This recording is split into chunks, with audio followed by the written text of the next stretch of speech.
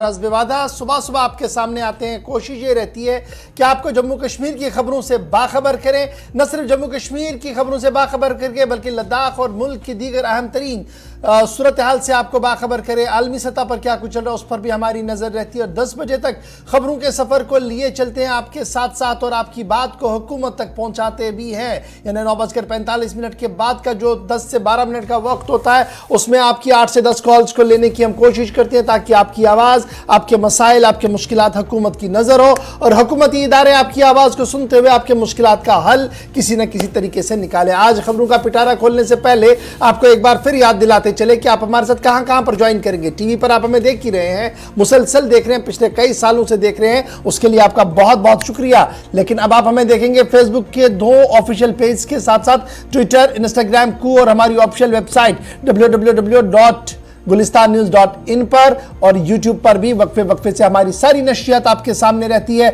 उस पर जो आप कमेंट करते हैं, जो तहरीर करते हैं, वो हमारे पास ज़रूर आता है। हमारी बैक एंड टीम हमें बताती है कि कैसी क्या क्या क्या खामियां हैं, क्या मोहब्बत आपकी है और क्या तजवीज़ें आपकी तरफ से आती है, ताकि हम हर दिन उसको कंपाइल करते हुए कोशिश करते हैं कि आपके सामने जब आएँ तो आपकी आवाज़ बनते हुए आपके सामने हम खड़े रहें। तो फिलहाल करते हैं प्रोग्राम का आगाज़। चूँकि जनवरी की 9 तारीख है, सन 2023 है और देखते हैं कि जनवरी के 9 तारीख में माजी के अंदर क्या कुछ हुआ है। हिस्ट्री ऑफ द डे फटाफट से मेरे साथी रहमत कलीम आपको बताएंगे।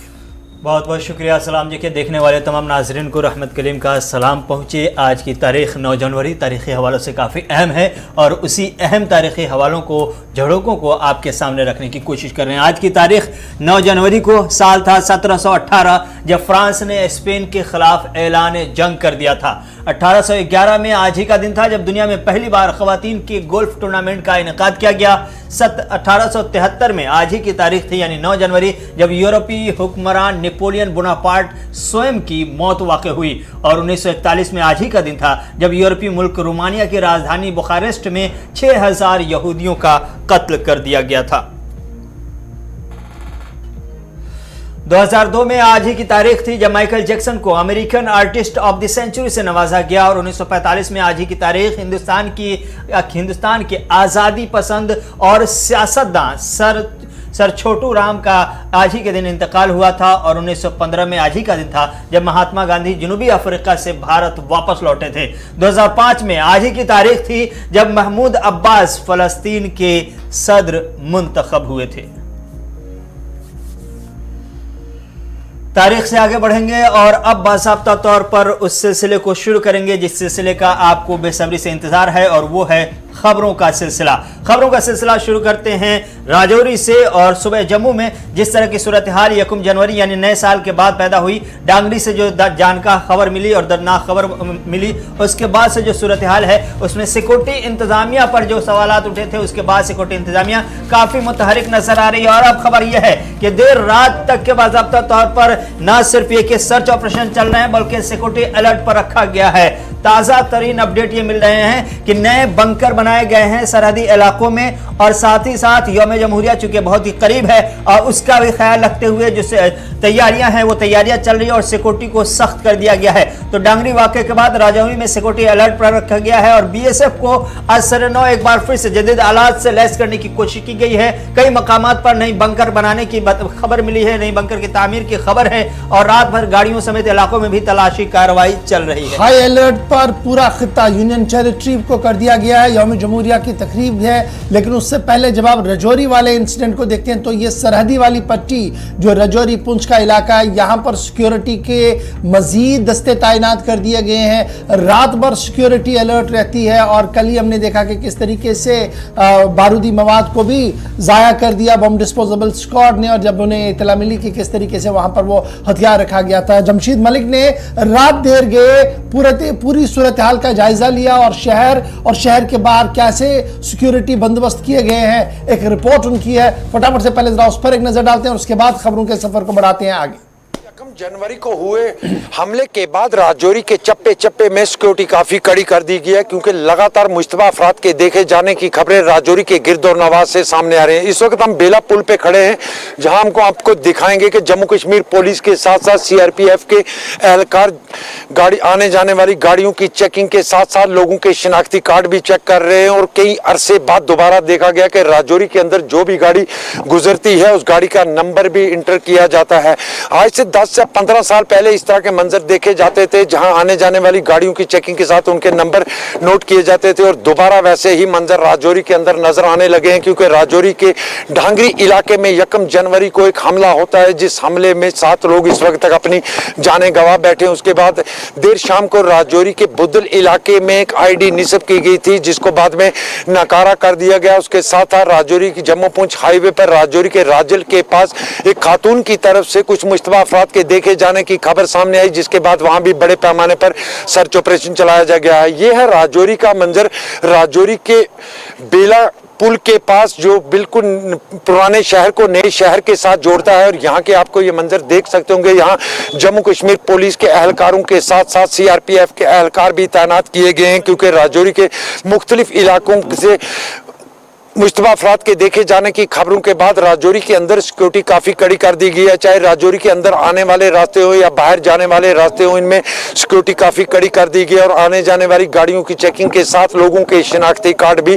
चेक किए जा रहे हैं। राजौरी के ढांगरी इलाके में 1 जनवरी को हुए हमले के बाद राजौरी के अंदर काफ़ी दहशत फैली हुई, और दहशत के चलते लोगों की तरफ से लगातार कई जगह से मुश्तबा अफराद के देखे जाने की खबरों का सिलसिला भी जारी है। और लोगों की खबरों के साथ ही उन इलाकों में सर्च ऑपरेशन बड़े पैमाने पर चलाए जा रहे हैं। देर शाम को राजौरी के बुद्दल के डंडोर इलाके में सड़क के किनारे एक आईडी निस्ब की गई थी, जिसको बाद में नकारा कर दिया गया। और आईडी के साथ साथ राजौरी के राजल इलाके से भी इसी तरह की खबर आई थी, जहां आप देख रहे थे कि जमशेद मलिक जिन्होंने रात देर गए इलाके का मुआयना लिया और क्या कुछ सिक्योरिटी सूरत हाल है, किस तरीके से इजाफी नफरी को तैनात कर दिया गया है ताकि अकलियती वाले इलाकों के अंदर तहफ़्फ़ुज़ बरकरार रहे और उनकी जो इज़्ज़त नफ्स है वो बहाल रहे। इस सिलसिले में लगातार कोशिशें जो है वो इंतज़ामिया की तरफ से की जा रही हैं। तस्वीरें रात देर गए से आज सुबह तक की है, जो हम आपके टेलीविज़न चैनल पर दिखा रहे थे। फिलहाल बढ़ते हैं जी आगे। हुकूमत का एक और फैसला भी आया है और नए तालीमी पॉलिसी को लेकर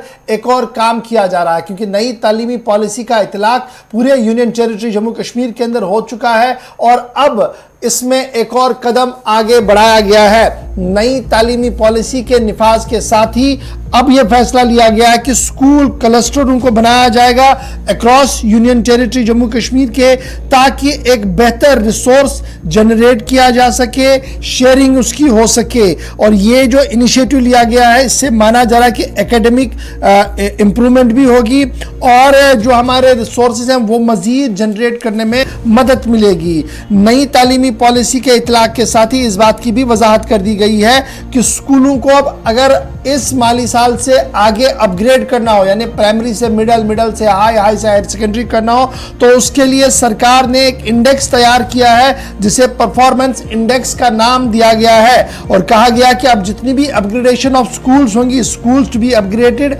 एज पर परफॉर्म इंडेक्स, यानी जो सरकारी तौर पर इंडेक्स बनाया गया है, चार्ट एक बनाया गया है, डू एंड डोंट्स की एक लिस्ट बनाई गई है। अगर वो उस क्राइटेरिया के अंदर फॉल करता है तभी जाकर अब सरकारी स्कूलों के अंदर आप उनकी दर्जा बढ़ा सकते हैं, उन्हें और कुछ वहां पर देख सकते हैं। एक मेजर इनिशिएटिव है जी जो इस वक्त जम्मू कश्मीर इंतजामिया की तरफ से लिया गया है। रिबूस्ट और लिंकेज के बीच में यह कहा जा रहा है कि जितने भी स्टेक होल्डर्स तालीम के साथ जुड़े हुए हैं उनको एक ही छत के नीचे लाना, उनकी खिदमात को अच्छे तरीके से लेना और बुनियादी सतह पर उसके फ़ायदे बेहतर हो, उस हवाले से एक और कदम जो है वो लिया गया है। और ये सब कुछ तब लिया गया जब नेशनल एजुकेशन पॉलिसी 2020 का इतलाक जम्मू कश्मीर के अंदर हो चुका है और उसी की एक शिक के तहत चैप्टर 7 जो है नेशनल एजुकेशन पॉलिसी का, उसके तहत ये फैसला लिया गया कि अब परफॉर्मेंस इंडेक्स को कॉन्सेप्ट जो है वो स्कूलों के अंदर लाया जाएगा, क्लस्टरों को बनाया जाएगा। और जो कुठारी कमीशन की रिपोर्ट थी जिसका इतलाक नेशनल एजुकेशन पॉलिसी 2020 इसमें भी हुआ है उसकी मिन्नो अन अमल दरामद हो ताकि ज़्यादा से ज़्यादा फ़ायदा मिल सके।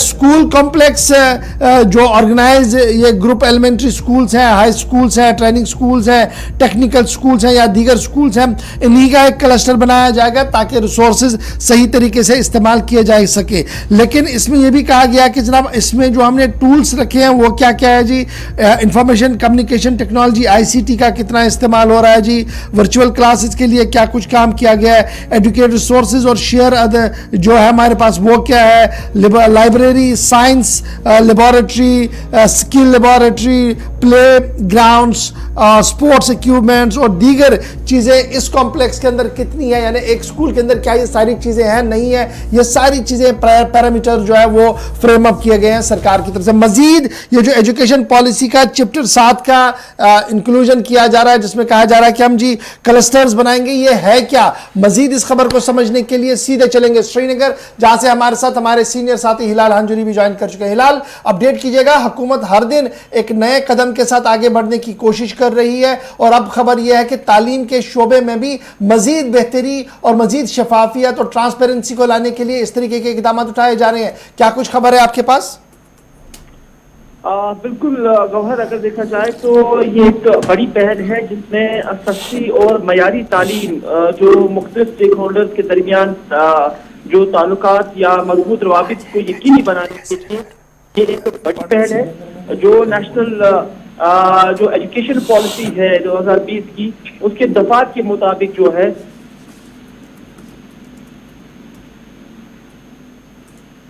जो जम्मू कश्मीर की यूटी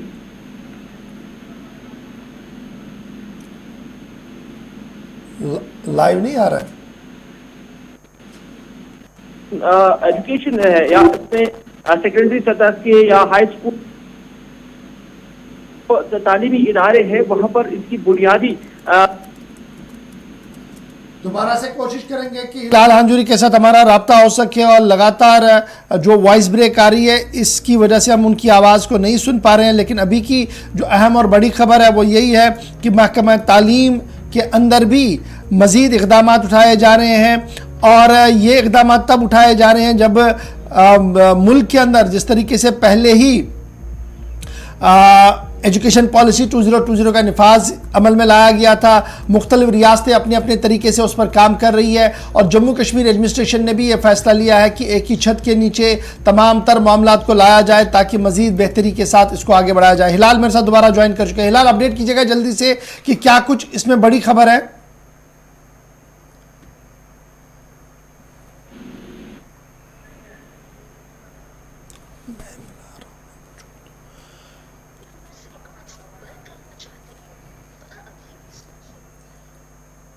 कोशिश कर रहे हैं हम क्या हिलाल के साथ राब्ता करके जो मज़ीद खबर है इसको जान सके। लेकिन फ़िलहाल बड़ी बात यह है कि जम्मू कश्मीर इंतज़ामिया ने जो बड़ा फ़ैसला लिया है वो यही है कि किस तरीके से हम मज़ीद तालीम को बेहतर बनाकर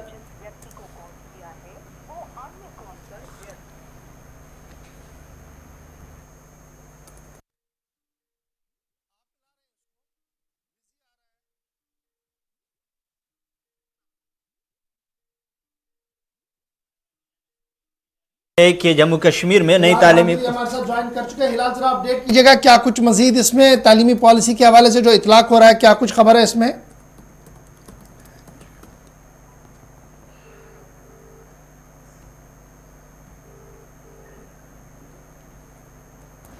हिलाल, क्या अब तक मेरी आवाज आ रही है?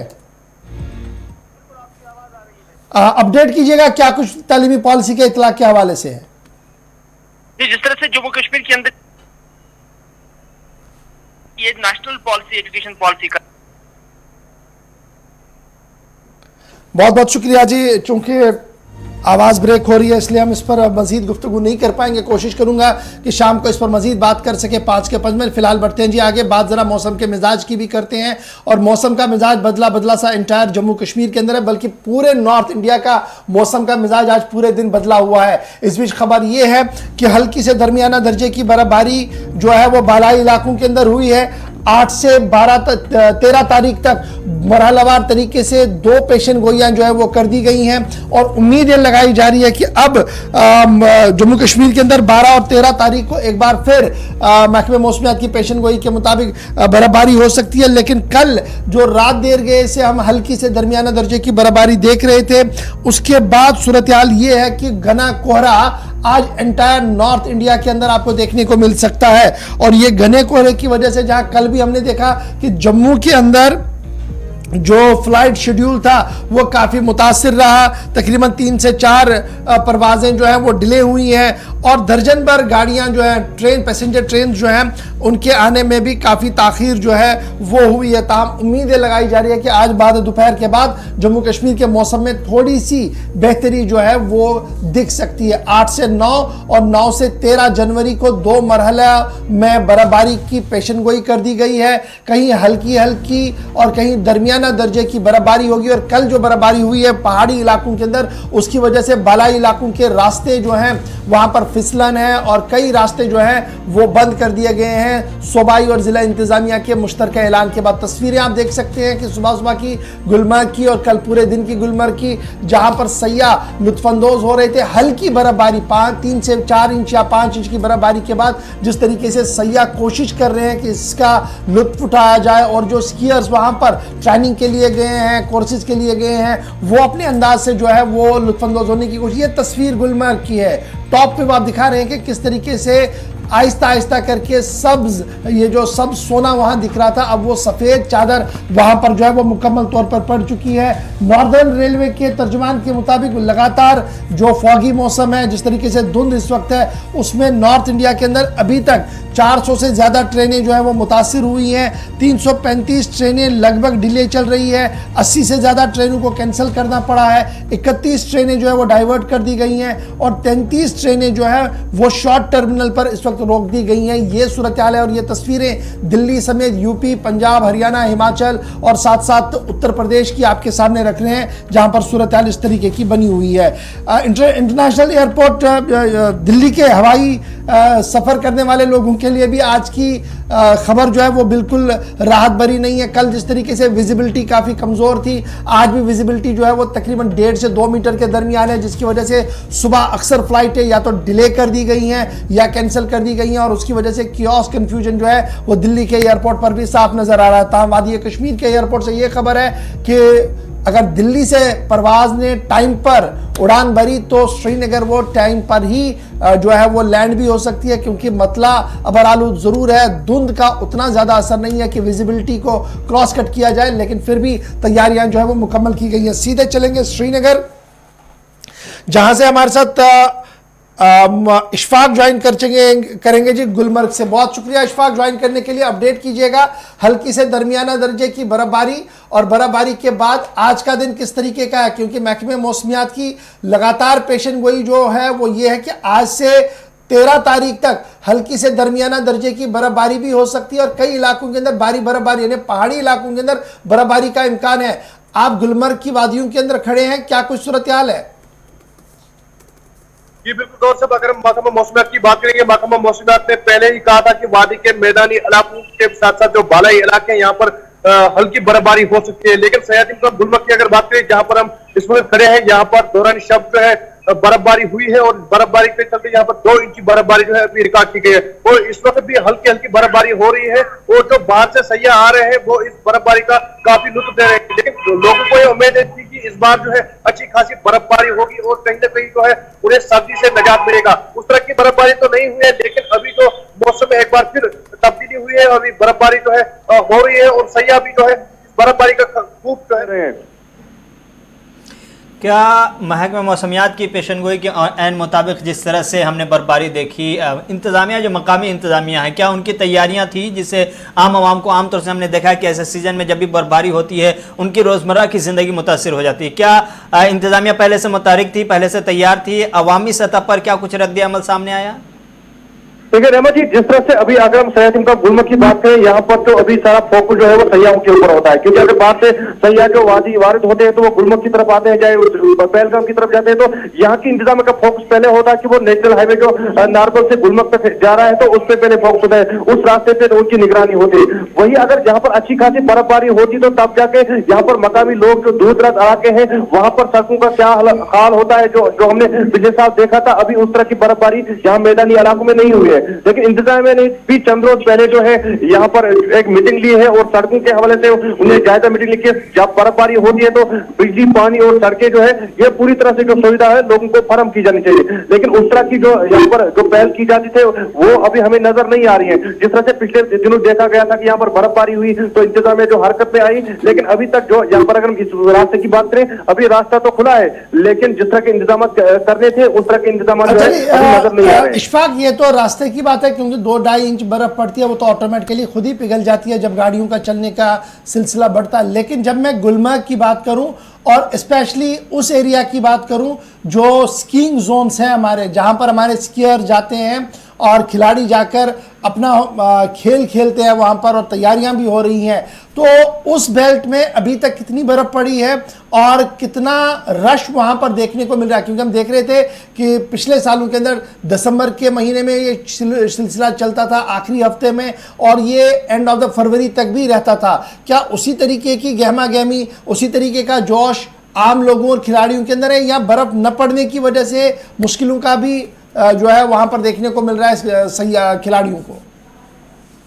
जी गौर साहब, अगर हम सयाह टीम का गुलमर्ग में यहाँ पर विंटर गेम्स के हवाले से बात करें, विंटर गेम्स के हवाले से जो जोश खिलाड़ियों में है वो तो उनकी बात बराबर है, क्योंकि अगर हम अपर रोड की बात करें वहां पर अभी भी स्कीइंग के मुख्तलिफ कोर्स कराए जा रहे हैं, चाहे हम यूथ सेक्शन सपोर्ट की बात करें या दूसरे जो यहाँ पर लोकल लेवल पे कोर्सेज किए जा रहे हैं वो तो वहां पर गुलमर्ग के अपर पे हो रहे हैं, लेकिन जो बाउल में जो कोर्सेज हो रहे हैं, चाहे वो यहाँ पर खेलो इंडिया की बात करें या मकामी तौर पर यहाँ पर जो कोर्स किए जाते हैं यूथ सर्विस के सपोर्ट की तरफ से, उस तरह के कोर्सेज यहाँ पर अभी एक्टिव नहीं है और ना ही यहाँ पर अभी कोई इस हवाले से कोई हाथमी फैसला लिया गया कि क्या इस बर्फबारी पे जो है ये जो बर्फ जमी हुई है अभी 3 इंच के करीब तो कल भी बर्फबारी हुई है, कुल मिला के अभी 2 फुट बर्फ जो है वो गुलमर्ग में है, लेकिन इस पे क्या स्कीइंग हो सकती है नहीं हो सकती है इस पे अभी हाथमी फैसला कोई नहीं लिया गया। लेकिन हम जहां तक इस बर्फबारी का ताल्लुक है, इस बर्फबारी के चलते अगर गुलमर्ग के अफरोड के पहाड़ी पर ये स्कीइंग कोर्स किया जाएगा तो कहीं ना कहीं सयाहत के साथ साथ जो सयाहत से वापस लोग हैं उनको भी फायदा पहुंचेगा। लेकिन इस बार हमने सुना है कि जो कल ही हमने बात की जहाँ के जो स्की एक्सपर्ट्स है उनसे हमने बात की तो उन्होंने कहा कि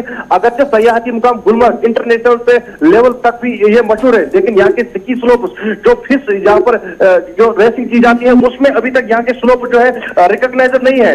अगर ये स्लोप यहाँ के गुलमर्ग के स्लोप रिकॉग्नाइज होते तो यहाँ न सिर्फ यहाँ के नौजवानों को बल्कि जो बाहर से यहाँ पर खिलाड़ी आते उनको भी काफी यहाँ पर एक तो मजा आता और दूसरे साथ साथ में यहाँ पर मुख्तलिफ किस्म के कोर्सेज इंटरनेशनल लेवल के कोर्सेज भी कराए जा सकते थे। बहुत शुक्रिया जी ज्वाइन करने के लिए, इशफाक। गुलमर्ग से अपडेट करने के लिए कहीं पर हल्की और कहीं पर दरमियाना दर्जे की बर्फबारी का इम्कान लगाया जा रहा है, और ये जो पहले मरहले में ज़मीनी और ट्रांसपोर्ट और दूसरे मरहले में ज़मीनी और फ़िज़ाई ट्रांसपोर्ट में खलल का इम्कान है, यानी 8, 9 और 12 और 13 तारीख को ये जो 2 एडवाइजरियाँ जारी की गई है इसमें साफ कर दिया गया है कि जनाब इस तरीके की बर्फबारी हो सकेगी कि ज़मीनी ट्रांसपोर्ट मुतासिर होगा, यानी हाईवेज़ पर हमारा काफ़ी ज़्यादा असर देखने को मिलेगा और इंटरनल रोड्स पर इसका असर देखने को मिलेगा। और दूसरे मरहले में जब 12 और 13 तारीख को बर्फबारी पड़ेगी तो उससे ज़मीनी राब्ता भी कट सकता है और फ़िज़ाई राब्ता भी कट सकता है, यानी काफ़ी बर्फबारी की उम्मीद जो है वो 12 और 13 जनवरी को लगाई जा रही है महकमे मौसमियात की तरफ से। फिलहाल इससे क्या हुआ है कि मतला बर आलूद रहने के बायस पूरी वादी कश्मीर में शबाना दर्जा हरारत में ठहराव सा आ गया है और ये जो ठंड का असर है वो लगातार जो है वो बढ़ रहा है। माइनस टेम्परेचर कई इलाकों के अंदर जो है वो रिकॉर्ड किया गया है, चाहे वो गुलमर्ग का इलाका हो, पहलगाम का हो, सोनमर्ग हो और इसी तरीके से दीगर मकामात हो। लेकिन अच्छी खबर ये है कि अब बर्फबारी होगी, उससे थोड़ी सी राहत वादी कश्मीर के लोगों को मिल सकती है। आज सुबह की ताज़ा तस्वीरें गुलमर्ग के अपर व्यू से आपको दिखा रहे हैं जो थोड़ी देर पहले इशफाक ने हम तक पहुंचाई है। फिलहाल बढ़ते हैं जी आगे। बात जब सरमा की हो रही है, ठंड की हो रही है, तो इस ठंड के दौरान आग की वारदातें भी बढ़ रही हैं। और आपने देखा होगा कि गुज़श्ता साल जब 2022 को हम देख रहे थे तो कई आग की वारदातें सामने आई हैं और कमोबेश 2500 इंसिडेंट्स यानी 2500 वारदातें रिकॉर्ड की गई हैं ऑफिशियली, जो घाटी के अंदर हुई है, वादी के अंदर हुई है। और इसमें 1700 के करीब स्ट्रक्चर जो है वो डैमेज हुए हैं साल 2022 में, और तकरीबन 37 लोगों की मौत भी वाक़या हुई है आग की वारदातों के अंदर। श्रीनगर शहर, श्रीनगर के अंदर जो रिकॉर्डेड है वो 560 से ज्यादा इंसिडेंट्स हुए हैं जनवरी 2022 से दिसंबर 2022 के दरमियान। और यहां श्रीनगर की अगर हम सिर्फ बात करें तो 414 स्ट्रक्चर्स, जिनमें 33 दुकानें और 13 शॉपिंग कॉम्प्लेक्स है, वो बुरी तरह से मुतासिर हुए थे आग की वारदातों के दौरान। अब मैं जब ये आग की वारदातें आपके सामने रखूंगा तो इसके पीछे एक मकसद है आपको बाखबर कराने के हवाले से। 414 स्ट्रक्चर्स और 33 दुकानें और 13 शॉपिंग कॉम्प्लेक्स डैमेज हुए थे जी। इस तरीके के भी डिटेल जो है वो सरकार के पास है। और जब हम श्रीनगर की बात करेंगे तो 5 लोगों की मौत भी हुई थी इन आग की वारदातों में। 3 लोग जो है वो बुरी तरह से जख्मी भी हुए, जिनका इलाज मुआवजा अभी भी चल रहा है। 14 गाड़ियां मुकम्मल तौर पर तबाह हुई और 60 के करीब इलेक्ट्रॉनिक ट्रांसफार्मर जो मुख्तलिफ इलाकों के अंदर लगाए गए थे उनमें भी आग लगी और वो भी जनाब धुआं हो गए। अब श्रीनगर के बाद हमारा पास का इलाका है जी बड़गाम, छोटा सा इलाका है लेकिन श्रीनगर के पास है। 219 इंसिडेंट्स रिपोर्ट किए गए, 112 स्ट्रक्चर वहां पर जले, 10 दुकानें, 12 शॉपिंग कॉम्प्लेक्स आग की नजर हुए, 6 गाड़ियां जली और 15 ट्रांसफार्मर भी आग की नजर हुए बड़गाम के छोटे से डिस्ट्रिक्ट के अंदर। अनंतनाग साउथ कश्मीर 271 इंसिडेंट्स हुए, 3 लोगों की मौत हुई, 2 लोग जख्मी हुए और इस दौरान 219 स्ट्रक्चरों को नुकसान पहुंचा, 40 से ज्यादा दुकानें जली, 2 शॉपिंग कॉम्प्लेक्स जले, 4 गाड़ियां जली और 12 इलेक्ट्रिक ट्रांसफार्मर्स को भी नुकसान पहुंचा है। सरहदी जिला कुपवारा में एक डिस्ट्रिक्ट की थोड़ी थोड़ी करके आपके सामने खाका सिर्फ खींच रहा हूं। जब आप 2022 के आंकड़ों को देखते तो 228 इंसिडेंट्स वहां पर हुए, 4 लोगों की मौत हुई, 7 लोग जख्मी हुए, 221 स्ट्रक्चरों को डैमेज हुआ, 84 दुकान जले, 6 व्हीकल्स जली और यहां पर भी 20 के करीब इलेक्ट्रॉनिक ट्रांसफार्मरों को नुकसान पहुंचा। पुलवामा बिल्कुल पास 219 इंसिडेंट्स रिकॉर्ड किए गए हैं जी, 6 लोगों की मौत वहां पर हुई, 111 स्ट्रक्चर जले, 27 दुकानें जली, 3 शॉपिंग कॉम्प्लेक्स इसके नजर हुई, 4 गाड़ियां जली और 9 इलेक्ट्रॉनिक ट्रांसफार्मर यानी जिससे बिजली इलाके को मिलती थी वो भी जनाब खाकिस्तर हुए।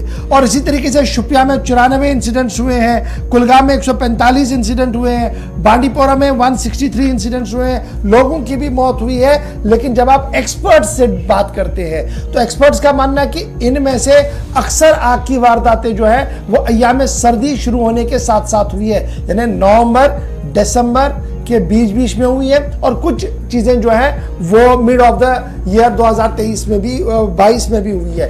2 चीजें एक्सपर्ट्स का मानना, एक ये कि बिजली के गैजेट्स का जब इस्तेमाल करते हैं तो काफी ज्यादा लापरवाही का एहतमाम किया जाता है, जिसकी वजह से आग की सबसे ज्यादा वारदातें हुई हैं। दूसरा, अय्याम सर्दी के दौरान गैस हीटर्स और बुखारियों का बेतहाशा इस्तेमाल होता है, जिसकी वजह से आग पकड़ लेता है इलाका और फिर जब हम आग को बचाने के लिए जाते हैं तो मकामी आबादी अपने तरीके से उसको बुझाने की कोशिश करती है। हमसे जो फायर टेंडर के जो लोग होते हैं उनसे वो पाइपें ली जाती है, जिसकी वजह से टेक्निकली आग बुझाने में काफ़ी परेशानियां और दुश्वारियां होती है। तीसरा ये कि सबसे बड़ी चीज ये होती है कि रेस्क्यू किया जाए लोगों को जो अंदर फंसे हैं, उसमें भी आम लोगों की एक बड़ी तादाद वहां रहती है जो उस प्रोसेस को चलाने में हिंड्रेंस पैदा करती है, जिसकी वजह से लोगों की मौत भी होती है। इसलिए ये 2-4 चीजें आपने बड़ी एहतियात के साथ करनी है। आग लगी तो तुरंत के तुरंत आपने फायर एंड इमरजेंसी सर्विस को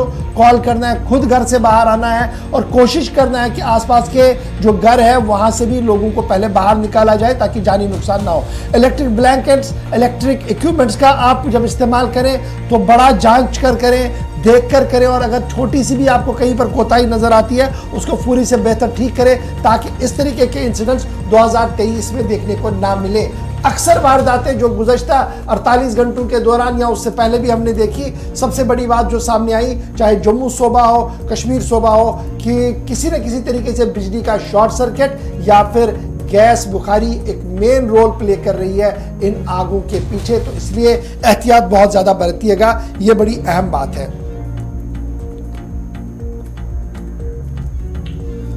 चलिए जनाब, अब जरा आग की वारदातों के बाद बात जरा सरहद की करते हैं, और सरहद की बात करना बहुत ज्यादा जरूरी है। साल 2022 में हमने जम्मू कश्मीर के लाइन ऑफ कंट्रोल पर या एक्चुअल लाइन ऑफ कंट्रोल पर कई चीजें जम्मू के अंदर देखी है। जेर जमीन टनल्स, जिनका एक सिरा भारत के अंदर और दूसरा सिरा शायद पाकिस्तान के अंदर निकल रहा था, इस तरीके की खबरें आई। और उसके बाद सरहदी हिफाजती फोर्स, जिसे आप बॉर्डर सिक्योरिटी फोर्स कहते हैं, वो काफी मुतहरिक दिखी।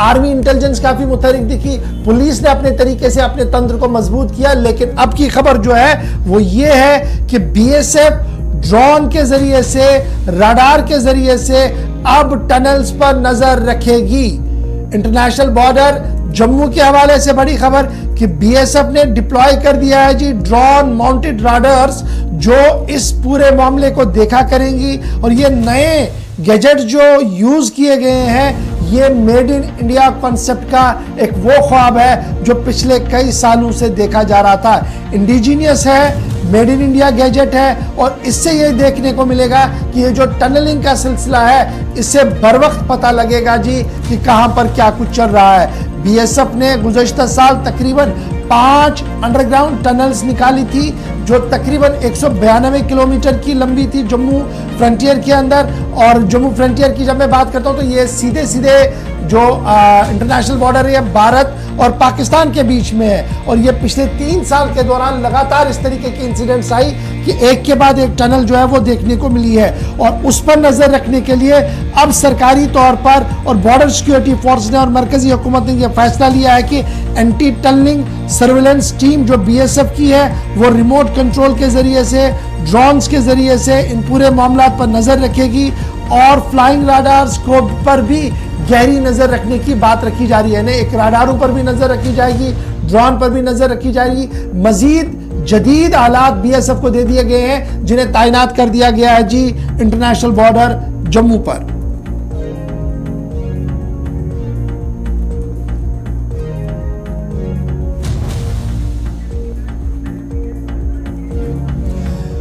चलिए जी, रक्षा विशेषज्ञ यानी defence expert lieutenant general JS Sodhi sahab मेरे साथ इस वक्त ज्वाइन किए हुए हैं। सोडी साहब बहुत शुक्रिया जी, गुड मॉर्निंग ज्वाइन करने के लिए। हमारे साथ बड़ा इंपॉर्टेंट मैटर ये है, क्योंकि जब हम भारत और पाकिस्तान की बॉर्डर्स की बात करते हैं तो सिक्योरिटी सिस्टम हमेशा सिक्योरिटी ग्रिड जो है वो ऑलमोस्ट हाई अलर्ट पर रहता है। अभी तक सिर्फ दरअंदाजी की कोशिशें हो रही थी, इन्फिल्ट्रेशन की बातें हो रही थी। अब ड्रोन के जरिए से हथियार भी गिर रहे हैं, और लास्ट ईयर हमने देखा कि टनलिंग के जरिए से भी जो इन्फिल्ट्रेशन कराने की कोशिश और दीगर तरह की कोशिशें हैं, मंशियात की कोशिशें, वो करवाई गई। इस बार जो बीएसएफ का ये नया प्लान है, इस प्लान को जो एग्जीक्यूट किया गया, कितना बेहतर ये है और किस तरीके से ये फायदेमंद होगा इन सभी चीजों को रोकने के लिए?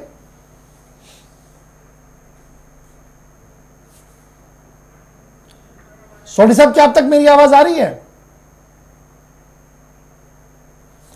कोशिश करेंगे कि लेफ्टिनेंट कर्नल जेएस सोडी साहब के साथ राब्ता हो सके, क्योंकि बड़ा इंपॉर्टेंट है जब हम जम्मू के पॉइंट ऑफ व्यू से देखते हैं और इस तरीके की खबरें जब सामने आती है तो ये लगातार अलर्ट पर जाता है, चाहे सांबा का बेल्ट हो, कठुआ का बेल्ट हो और आसपास के इलाके हो, हीरानगर वाला बेल्ट हो, तो वहां पर बीएसएफ का एक बहुत बड़ा रोल बनता है। और इस तरीके की टनलिंग के बाद ये सूरत हाल जो है वो देखने को मिल रही है।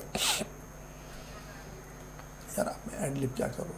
सरहदी सिक्योरिटी फोर्स यानी बीएसएफ की तरफ से पहली बार ड्रोन पर लगे रडार नस्ब किए गए हैं, ताकि जम्मू में हिंदुस्तान पाकिस्तान बैनुल-अक़वामी सरहद पर मिलिटेंटों की तरफ से दरअंदाजी के लिए ज़ेर ज़मीन सुरंगों की मौजूदगी की जांच की जा सके। इसी महाज पर देसी साख्ता तकनीकी गैजेट को हाल ही में फोर्स के जरिए ज़मीन के नीचे सुरंग का पता लगाने की मशक के एक हिस्से के तौर पर अमल में लाया गया है, ताकि ये यकीनी बनाया जा सके कि कोई भी दहशतगर्द हिंदुस्तानी इलाके में घुसने और जम्मू कश्मीर में हमला करने के काबिल न हो, या मुल्क का कोई और मकाम ही क्यों न हो। उन ढांचों को मंशियात, असला और गोला बारूद की स्मगलिंग के लिए भी इस्तेमाल किया जाता रहा है। बीएसएफ ने पिछले 3 सालों में जम्मू में तकरीबन 192 किलोमीटर में कम से कम 5 ज़ेरे जमीन सुरंगों का पता लगा। लेफ्टिनेंट कर्नल जी सोडी साहब ज्वाइन कर चुके हैं। सोडी साहब मोस्ट वेलकम जी, गुड मॉर्निंग ज्वाइन करने के लिए। ये जो बीएसएफ ने लेटेस्ट गैजेट्स इक्विपमेंट्स का ऐलान किया कि हम जी इसको इस्तेमाल कर रहे हैं, क्योंकि हम देख रहे हैं कि इंटरनेशनल बॉर्डर जो जम्मू का है स्पेशली, इसमें काफ़ी 2-3 चीज़ें हम 2022 में देखे। एक तो ड्रोन का बहुत ज़्यादा इस्तेमाल हो रहा, हथियारों का, फिर ड्रग्स का लाने का, और ये जो टनलिंग का सिलसिला था ये भी 2022 में हमने देखा बहुत ज़्यादा था। अब इन सभी चीज़ों पर रोक लगाने के लिए कुछ इंडिजिनियस टेक्निक्स, कुछ नई चीज़ें लाई जा रही हैं। आपकी नज़र में कितना बड़ा डिसीजन ये है और कितना फायदा बॉर्डर सिक्योरिटी फोर्सेस को मिल सकता है इन इक्विपमेंट्स के आने के बाद? जय हिंद विश्वास जी। ये मेरा सौभाग्य है कि मैं आपके न्यूज चैनल में हूं। ये जो बॉर्डर सिक्योरिटी फोर्स ने एडवांस टेक्नोलॉजी का इस्तेमाल करने का फैसला किया है इन्फिल्ट्रेशन रोकने के लिए इंटरनेशनल बॉर्डर के ऊपर, ये बहुत ही ऐतिहासिक फैसला है, क्योंकि जब तक हम आधुनिक तकनीकी यंत्रों का इस्तेमाल नहीं करेंगे, ये आतंकवाद खत्म होना, इन्फिल्ट्रेशन खत्म होना बिल्कुल मुश्किल है। हमने देखा जब से धारा 370 को हटाया गया 2019 में जम्मू कश्मीर में, तब से आतंकवादी घटनाओं में कमी तो आई है, लेकिन पूरी तरह से खत्म नहीं हुआ है। और यही कारण है कि अब समय आ चुका है इसको पूरी तरह से खत्म करने का, और खत्म करने के लिए सबसे बड़ा एक जो तरीका है वो है एडवांस टेक्नोलॉजी का इस्तेमाल करने का। और जो बॉर्डर सिक्योरिटी फोर्स ने ये फैसला लिया है, इससे इन्फिल्ट्रेशन काफी हद तक रोक दी जाएगी। हमें पहले ही सूचना मिल जाएगी कि इन्फिल्ट्रेशन कब और कहां से होने वाली है। अच्छा, ये जो ये बताया जा रहा है कि ग्राउंड पेनिट्रेटेड राडार सिस्टम लगाया जाएगा, और ये इंडिजीनियस है जी, हमने खुद बनाया है इसको और इसको डिप्लॉय कर दिया गया है फ्रंटियर पर। अगरचे डिटेल्स, ऑपरेशनल डिटेल्स है, इसको ज़्यादा नहीं बताया जा सकता है, लेकिन क्या हम ये माने कि अब ये जो नई हम नेक्स्ट लेवल पर चले गए हैं कि ये जो अंडरग्राउंड टनलिंग का सिलसिला चल रहा था अब ये रुकेगा और 2023 में ये चीज़ें देखने को नहीं मिलेंगी, क्योंकि बीएसएफ के पास मजीद इक्विपमेंट्स आ चुके हैं? बिल्कुल विश्वास जी, ये जो एडवांस टेक्नोलॉजी का ड्रोन इस्तेमाल हो रहा है अब आईबी पे, ये आत्मनिर्भर भारत के तहत भारत में बना हुआ है। तो पहली बात तो ये भारत के लिए बहुत बड़ी उपलब्धि है कि इतना एडवांस टेक्नोलॉजी का ड्रोन भारत में ने खुद बनाया, और अब उसे हमारे जो सुरक्षा बल है उसको इस्तेमाल कर रहे हैं। आपने सही कहा कि 2023 में जो इन्फिल्ट्रेशन की घटनाएं हैं वो बहुत कम हो जाएंगी, क्योंकि ये ड्रोन बॉर्डर सिक्योरिटी फोर्स को बहुत मदद करेगा ऐसी गतिविधियों का पहले से पता लगाने के लिए और उसे टाइम पे रोकने के लिए, ताकि कोई भी आतंकवादी उस पार से भारत के अंदर में ना घुस पाए। बहुत शुक्रिया जी कर्नल जय संधू साहब हमारे साथ ज्वाइन करने के लिए, अपडेट करने के लिए कि कितना फायदा बीएसएफ को इससे मिल सकता है। बढ़ते हैं जी आगे, बात जरा लद्दाख यूनियन टेरिटरी भी करते हैं, जहां पर सियासत काफ़ी ज़्यादा गर्म है। आपको याद होगा कि हाई पावर कमेटी का क़याम अमल में लाया गया था, और उस हाई पावर कमेटी के बनते बनते ही 2 बड़ी इत्तेहादी जमातों की तरफ से मुश्तरका प्रेस कॉन्फ्रेंस की गई थी जम्मू के अंदर, जिसके बाद डिटेल्स हमने आपके सामने रखते हुए ये साफ कर दिया था दोनों लीडर्स ने कि जनाब हम इसका हिस्सा नहीं बनेंगे तब तक जब तक हमारे बुनियादी उसूलों को नहीं माना जाएगा, बुनियादी पॉइंट को नहीं माना जाएगा। लेकिन अब एक और बड़ा बयान जो इस वक्त सामने आया है, ये लद्दाख बुद्धिस्ट एसोसिएशन के नायब सदर की तरफ से बयान सामने आया है, और लद्दाख बुद्धिस्ट एसोसिएशन के बयान के सामने आने के बाद इसे एक बड़ा सेटबैक माना जा रहा है जी, उस पार्ट को लेकर जो कोशिश मरकजी हुकूमत की तरफ से की गई थी। और लद्दाख बुद्धिस्ट एसोसिएशन के नायब सदर और साबिक वजीर ने एक बड़ा बयान दिया है। ट्रिंग दोरजे साहब का बड़ा बयान सामने आया है, जिसके अंदर उन्होंने 2-3 चीजें काफी क्लियर कर दी है कि ये कि माजी में जो रियासत हुआ करती थी, आज के दौर को 2019 के बाद जब से यूनियन टेरिटरी बनी है, जब उसका मुकाबला, जब उसका तवाजुन, जब उसको तरतीब में देखते हैं और उसके सामने साबिका हिस्ट्री को रखते हैं, तो शायद जम्मू कश्मीर का हिस्सा रहना बेहतर था बमिसले इसके कि हम अलहदा यूटी बनते। यहाँ पर ही दोरजे साहब नहीं रुके हैं, बल्कि नित्यानंद राय साहब जिस हाई पावर कमेटी को हेड कर रहे हैं उस पर भी काफी सवाल उठाते हुए साफ कर दिया है कि बुनियादी मामलों पर गुफ्तगू न करके उन फरोई मसाइलों को उठाया जा रहा है जिसका सरोकार किसी भी तरीके से लद्दाख की आवाम के साथ नहीं है। याद रखिएगा, एपेक्स लद्दाख और उसके साथ साथ करगिल डेमोक्रेटिक अलायंस करगिल, इन्होंने यूनानिमसली इस बात का फैसला लिया था कि ये जो हाई पावर कमेटी बनाई गई थी इसके साथ जनाब कोई राब्ता तब तक नहीं होगा जब statehood to Ladakh, special status under 6 schedule और दीगर चीजें नहीं रखी जाती हैं, तब तक ये मामला जो है वो इसी तरीके से इल्तिवा में रहेगा। हाई पावर कमेटी के साथ मुज़ाकरात नहीं होंगे। और उस बीच दोरजे साहब का बड़ा बयान भी सामने आया है। यार इसका वीडियो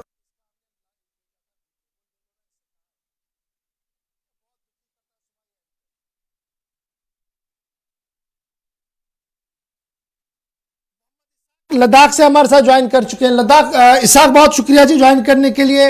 इसाक, पहले हम देख रहे थे कि एपेक्स, उसके बाद केडीए और अब दोरजे साहब जो एक सीनियर लीडर माने जा रहे हैं entire Ladakh IT union territory के अंदर, काफ़ी कदावर नेता हैं, उनका बयान, इसको हम कैसे देखें और कितना इसे हम ये माने कि ये बयान जो है ये जो ग्राउंड रियलिटीज़ को टच कर रहा है, क्योंकि उनका ये मानना कि जनाब हम माजी की याद को जब ताज़ा करते हैं तो बेहतर यही था कि हम जम्मू कश्मीर का ही हिस्सा बनते।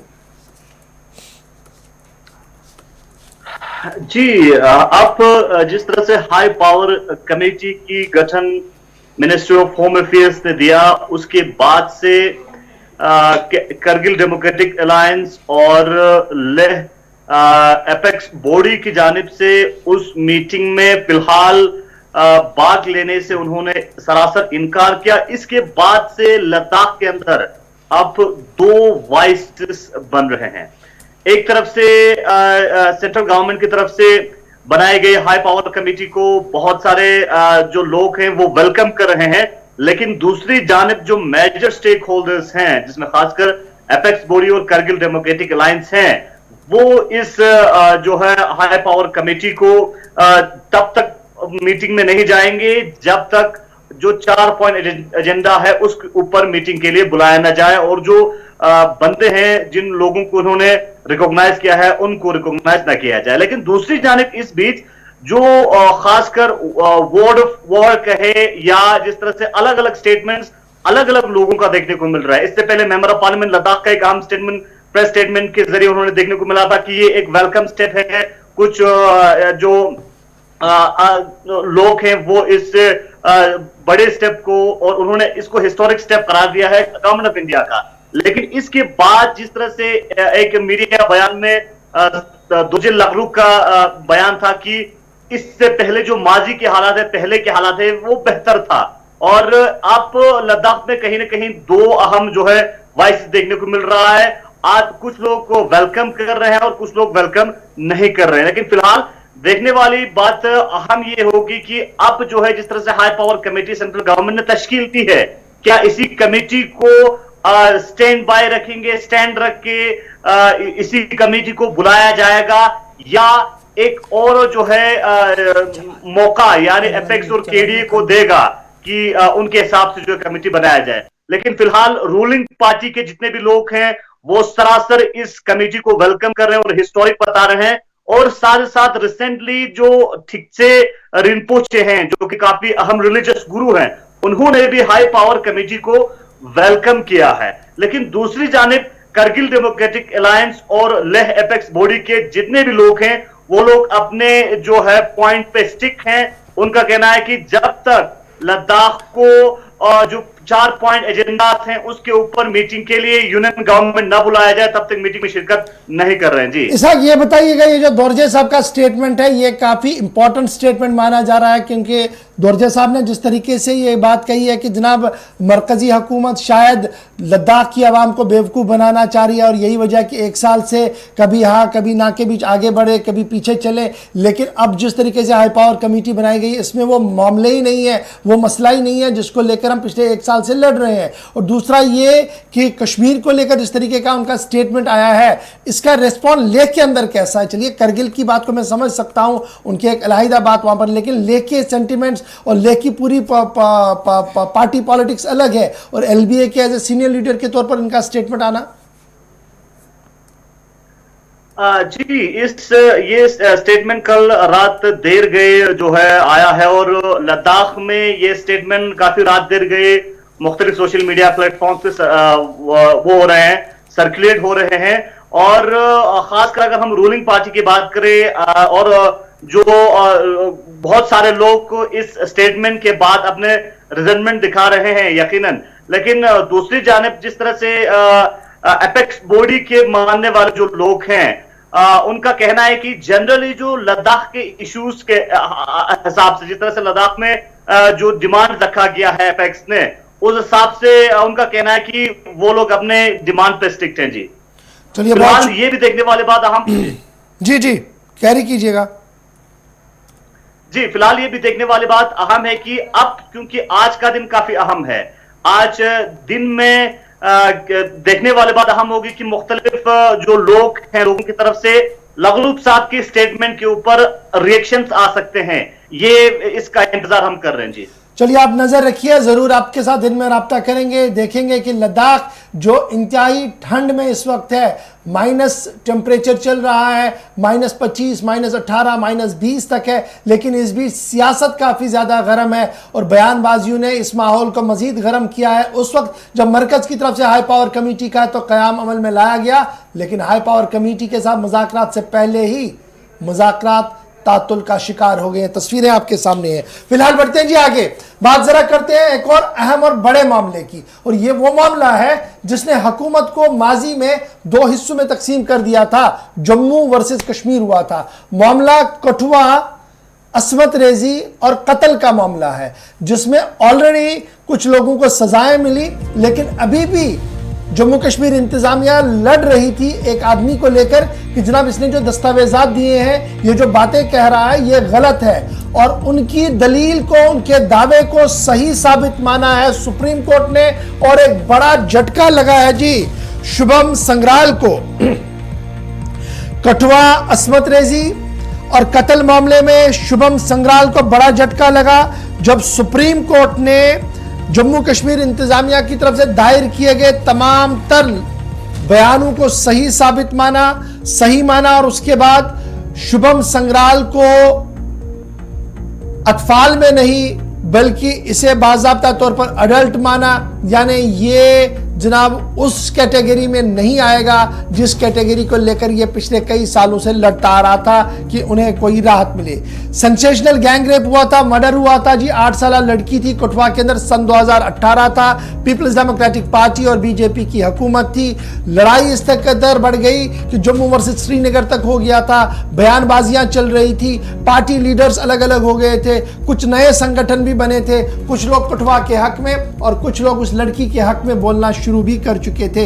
इस बीच इंतजामिया ने हाई पावर कमेटी बनाई, उन्होंने तहकीकात की और बाज़ाब्ता तौर पर जो SIT बनाई गई, उन्होंने अपनी तमाम तर इन्वेस्टिगेशन अदालतों के सामने रखी और अदालतों ने अपना फैसला भी सुनाया और मामला चला गया जम्मू कश्मीर से बाहर भी, पंजाब हरियाणा हाई कोर्ट के अंदर, जिसने कुछ लोगों को सजाएं भी सुनाई। लेकिन ये शुभम लगातार इस बात की दलील दे रहा था कि जब ये वाकया पेश हुआ था तो उसकी उम्र 18 साल से कम थी, लेकिन SIT लगातार ये बता रही थी कि यह गुमराह कुन बयान है। फाइनली सुप्रीम कोर्ट ने यह पूरा मामला सुन लिया है और सुप्रीम कोर्ट ने बड़ा झटका दिया है जी शुभम को, और यह साफ कर दिया है कि उसे बाज़ाब्ता तौर पर जुवेनाइल होम से निकालकर रेगुलर कठुआ जेल मुंतकिल कर दिया गया है। क्राइम ब्रांच ने सर्व ये सारा मामला सुप्रीम कोर्ट के अंदर किया था।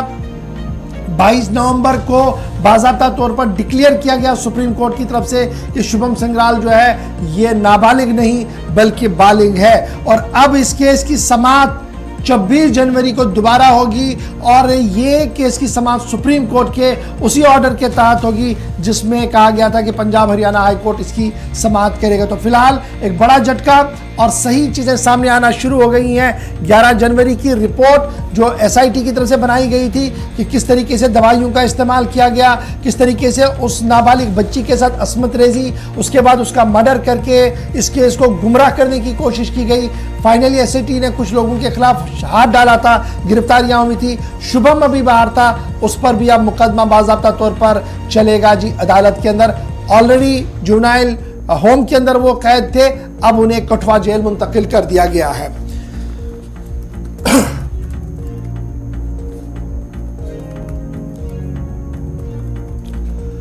चलिए जनाब बढ़ते हैं जी आगे फटाफट से। जरा बात करते हैं पंचायतों के हवाले से, क्योंकि पंचायतें एक ऐसा निज़ाम है जो हमारी जमहूरियत का एक और पिलर है, और साथ साथ डेमोक्रेसी के साथ साथ जब डेवलपमेंट की हम बात करते हैं तो पंचायतों का एक बड़ा रोल बनता है। और इस बार सरकार ने भी बड़ा फैसला लिया है कि पंचायतों की रेटिंग होगी कि कौन सी पंचायत बेहतर कारकर्दगी कर रही है, किस पंचायत में कितना काम हुआ है, किस पंचायत में कितना काम करना है। और इस सिलसिले में बाज़ाब्ता तौर पर social economic inductor panchayat development index के तहत तैयार किया गया है, निफाज अमल में लाया गया है। जम्मू कश्मीर इंतजामिया ने जो मोस्ट बैकवर्ड 285 पंचायतें हैं, एक पंचायत हर ब्लॉक में लेने का फैसला लिया है। एपीडीपी प्रोग्राम के तहत उसको आगे बढ़ाया जाएगा।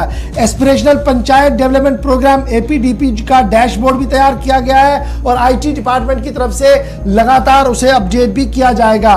इधर इंतजामिया ने सभी डीडीसीज नोडल ऑफिसर्स को डेजिग्नेट किया जाएगा जी डीडीसीज की तरफ से, और रूरल डेवलपमेंट डिपार्टमेंट इस पूरे मामले पर नजर रखेगा। तकरीबन 100 इंडक्टर्स रखे गए हैं, आइडेंटिफाई कर दिए गए हैं अक्रॉस 3 सेक्टर्स के अंदर। एग्रीकल्चर, एलाइड एक्टिविटीज 6 इंडक्टर हैं, हेल्थ एंड न्यूट्रिशन के 11 इंडक्टर हैं, इसमें एजुकेशन के 13 इंडक्टर हैं, रूरल डेवलपमेंट एंड सैनिटेशन के 7 हैं, बेनिफिशियरी ओरिएंटेड स्कीम के 4 हैं, स्किल डेवलपमेंट के 4 हैं, और बेसिक इंफ्रास्ट्रक्चर के लिए 17 हैं, एनवायरनमेंट के 5 है, गुड गवर्नेंस के 33 है। और इस तरीके से ये पूरा प्रोसेस जो है वो पीरियड के अंदर मुकम्मल करना होगा, और बेस्ट पंचायत को इनाम से भी नवाजा जाएगा। उनकी जो बजट एलोकेशंस है उनको बढ़ाने का फैसला भी ले लिया गया है।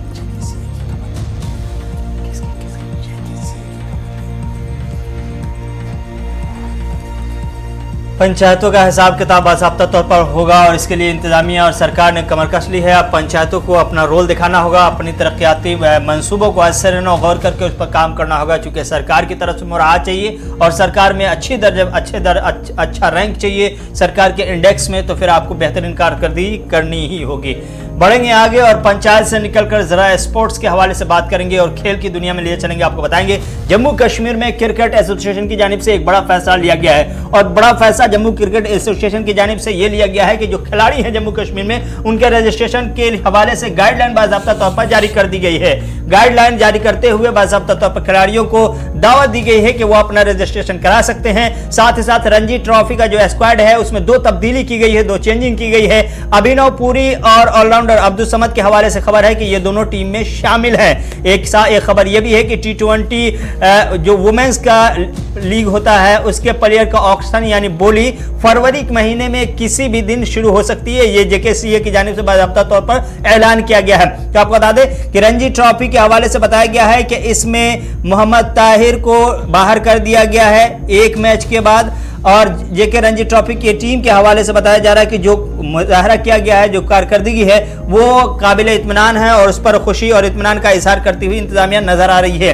इस बीच आपको बता दें कि जो सूरत हाल है उसमें खवातीन की T20 लीग का जो मामला है उसकी बोली यानी उसके प्लेयर की बोली लगनी शुरू हो जाएगी फरवरी में, और उसके बाद फिर उनके मुकाबले भी मुनक़िद किए जाएंगे।